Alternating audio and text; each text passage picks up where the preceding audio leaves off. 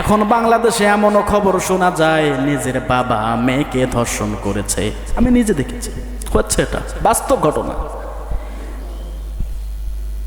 বড় বোনের বাড়িতে গিয়েছে, জামাই ধর্ষণ করেছে। এই মাগুরার ঘটনা জানেন আপনারা সবাই। আসিয়া ছোট্ট মেয়ে, 8 বছর বয়স, বোনের বাড়িতে গেছে বেড়াতে, ধর্ষণের শিকার হয়েছে। মেয়েটা শেষ পর্যন্ত মরেই গেল, বাঁচানো গেল না। এসব ঘটনা, এই ঘটনাগুলো কি বর্ণনা করার মতো ঘটনা? আমার মা আমাকে বলছে কালকে ইফতারের আগে আগে, কি হয়েছে রে, কোথায় নাকি একটা মেয়ে মারা গেছে, ছোট্ট মেয়ে। আমি লজ্জায় মাকে বলতে পারি নাই কি হয়েছিল ওই দিন। এমন নিকৃষ্ট মানের ঘটনা আমাদের দেশে ঘটছে। কারণ কি? কারণ একটাই, ন্যায় বিচার আমাদের দেশে নাই। রান্নাঘর থেকে শুরু করে নিয়ে সংসদ ভবন পর্যন্ত আমাদের দেশে একটি জায়গাও ন্যায় বিচার হয় না। এই কারণে মানুষ এই খারাপ কাজগুলো করার সাহস পায়। কথা বলেন ঠিক কিনা? ন্যায় বিচার আছে? আসিয়াকে ধর্ষণ করা হয়েছে, মারা হয়েছে, নির্যাতন করা হয়েছে, অথচ ওই আসামিরা এখনো ঘুরে বেড়াচ্ছে। হয়তো তাকে জেলে আটক করা হয়েছে, আমি মেনে নিচ্ছি, এটাতে আমরা শান্তি পাবো না। যারা এর সঙ্গে জড়িত, যারা এর সঙ্গে প্রত্যক্ষভাবে জড়িত, বাইতুল মোকাররমের সামনে নিয়ে যান, তাদেরকে ফাঁসিতে ঝুলিয়ে তামাম পৃথিবীর মানুষকে জানিয়ে দেন এই পাপের শাস্তি, এদেরকে সবাইকে ফাঁসি দিয়ে মৃত্যুদণ্ড কার্যকর করা হলো। তাহলে এইরকম অপকর্ম, নিকৃষ্ট মানের কাজ আর মানুষ করার সাহস করবে না। কিন্তু ন্যায় বিচার তো নাই।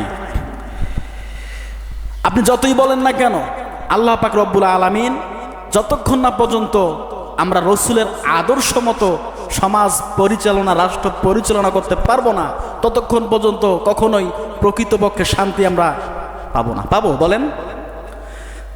আল্লাহ পাক বলেন, ইউরিদুনা লিইউতফিউ নূরাল্লাহি বিআফওয়াহিহিম ওয়াল্লাহু মুতিম্মু নূরিহি ওয়ালাউ কারিহাল কাফিরুন। আল্লাহু আকবার। সূরা সাফ 28 নম্বর পারার 61 নম্বর সূরা, 1 নম্বর রুকুর 8 নম্বর আয়াত তেলাওয়াত করলাম। আল্লাহ পাক বলেন, ও ডক্টর ইউনুস, সার্জিস আলম, যারাই বাংলাদেশের ক্ষমতায় থাকো না কেন, যারাই ক্ষমতায় আসছো, যারাই ক্ষমতাচ্যুত হবা, তোমরা যদি আমি আল্লাহ পাকের কোরআন দিয়ে পৃথিবী শাসন না করো, দেশ শাসন না করো, আমি আল্লাহ পাক চ্যালেঞ্জ করে বলছি, ওয়াল্লাহু মুতিম্মু নূরিহি, আমি রব একদিন না একদিন তামাম পৃথিবীতে এই কোরআনের নূর দিয়ে পুরা পৃথিবী আমি কায়েম করব। চ্যালেঞ্জ কার? আল্লাহ পাক এই কথা বলছেন, ওয়াল্লাহু মুতিম্মু নূরিহি। তোমরা কেউ করতে না পারলেও আমি আল্লাহ পাক আমার এই পৃথিবীকে, এই বাংলাদেশকে আমি কোরআনের আইন দিয়ে অবশ্যই অবশ্যই পরিচালনা করব। এ চ্যালেঞ্জ কার? আল্লাহ। আমরা হয়তো না করব, আল্লাহ পাক ঠিকই করবেন। আল্লাহ পাক পরের স্টেপে বলেন, আল্লাহু ওয়ালাউ কারিহাল কাফিরুন, যদিও কাফির মুশরিক বেঈমানরা এটা অপছন্দ করে করুক, তাতে আমার কোনো সমস্যা নাই, আমি কোরআনের আলো পৃথিবীতে কায়েম করব। আল্লাহ পাক নিজেই বলেছেন। আল্লাহর কথা কি সত্যি হবে নাকি বলেন তো? হবে কি হবে না? অবশ্যই সত্যি হবে। আজকে হোক, 2 বছর হোক, 10 বছর কেন, 50 বছর পর হলেও আল্লাহ পাক রব্বুল আলামিন এই তামাম পৃথিবীটাকে আবার কোরআন দিয়ে শাসন করাবে ঈসা আলাইহিস সালাতু ওয়াস সালামের মাধ্যমে। ঈসা আলাইহিস সালাতু ওয়াস সালাম দুনিয়ার জমিনে আবারও আসবেন। আল্লাহ পাক রিজার্ভ করে রেখেছেন 4th আসমানে। মুসা নবীকে আল্লাহ পাক পাঠাবেন দুনিয়ার জমিনে, পাঠিয়ে আবারও পুরা পৃথিবীকে 16 বছর শাসন করাবেন। সমস্যা হচ্ছে আপনাদের? খারাপ লাগতেছে আপনাদের? শেষ করে দিই তাহলে, এখন মানুষ অনেক ব্যস্ত, বিজি। সম্মানিত হাজিরিন, মুসা আলাইহিস সালাতু ওয়াস সালাম আবারও আসবেন। ঈসা আলাইহিস সালাতু ওয়াস সালাম আল্লাহ পাক রিজার্ভ করে রেখেছেন। ঈসা আলাইহিস সালাম দোয়া করেছেন আল্লাহ পাকের কাছে, রব্বুল আলামিন, এত অত্যাচার, নির্যাতন, নিপীড়ন আর সইতে পারি না।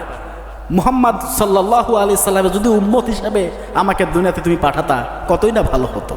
আল্লাহ পাক ঈসা আলাইহিস সালামকে তুলে নিয়েছেন, আবার দুনিয়াতে পাঠাবেন আমাদের নবী মুহাম্মদুর রাসূলুল্লাহ সাল্লাল্লাহু আলাইহি ওয়াসাল্লামের উম্মত হিসেবে পাঠাবেন।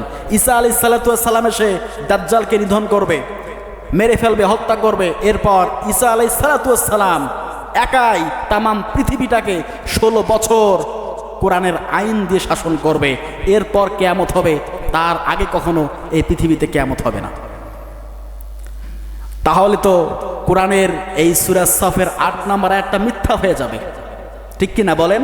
আল্লাহ পাক বলছেন আল্লাহু মুতিম্মু নূরিহি, আমি অবশ্যই আমার এই পৃথিবীকে এই কোরআনের আইন দিয়ে আমি শাসন করব। কাকে দিয়ে শাসন করবে সেটা আল্লাহ পাক ভালো জানে আমাদের থেকে, ঠিক কি না? সম্মানিত হাজিরিন, আমরা চাই আমাদের দেশ কোরআন দিয়ে চলুক, শাসন হোক কোরআন দিয়ে। আমরা ন্যায় বিচার চাই, আমরা ন্যায় বিচার পাচ্ছি না। আমার এক বন্ধুকে খুন করা হয়েছে আজ থেকে প্রায় 4 থেকে 5 বছর আগে। যে খুন করেছে, যে ছুরি মেরেছিল, ও এখনো বাজার দিয়ে হেঁটে চলাফেরা করে আমার সামনে। করার কিচ্ছু নাই, বিচার নাই। বিচার আছে, এজন্য তো মানুষ আইন নিজের হাতে তুলে নেয়, এই জন্য তুলে নেয়। কষ্ট লাগে খুবই। তখন আমি ঢাকায় ছিলাম, একে শুনি ঝামেলা হয়েছিল, ওকে খুন করা হয়েছে। এই ঠিক বামে ছুরির আঘাত করে তাকে মেরে ফেলা হয়েছে। ও পোস্টমর্টম করা হয়েছিল, ওর গোসলটা আমি নিজে দিয়েছি, আমি দেখেছি ওকে কিভাবে মারা হয়েছিল। যে ওকে মেরেছে ছেলের নামও আমি জানি। ও কয়েক বছরের পর দেখি বাজারের মধ্যে ঘুরে বেড়াচ্ছে। আশ্চর্য ব্যাপার, কি বিচার হচ্ছে? মার্ডার করলেন, খুন করলেন, আপনি ঘুরে বেড়াচ্ছেন। দেশের প্রশাসন কি করে? আইন শৃঙ্খলা কি করে? ওরে গরুর ঘাস কাটে নাকি? তা আমাদের দেশে কোনো বিচার আছে বলেন? কোনো বিচার নেই। এই কথা আমি অকপটে বলতে পারবো, সবার সামনে বলতে পারবো, আমাদের দেশে কোনো বিচার নাই, সঠিক বিচার মানুষ পায় না। হ্যাঁ আছে অল্প কয়েক পার্সেন্ট, 100%-এর মধ্যে 12% আছে, বাকি নাই, কোনো বিচার নাই। এর জন্য আমাদের দেশে এত অশৃঙ্খলা, এত এত নিকৃষ্ট মানে কাজ আমাদের সমাজে ঘটে। আমরা লজ্জিত। কি জবাব দেবো আপনারা? আমরা আসিয়ার কাছে কি জবাব দেব? বিচার নাই। সম্মানিত হাজিরিন, রমাদান মাস, এমন নিকৃষ্ট মানে কাজ ঘটে যাচ্ছে। আল্লাহ পাক সকল নিকৃষ্ট মানে কাজ থেকে, পাপাচার থেকে আমাদের সকলকে হেফাজত করুক। সকলে বলে আমিন।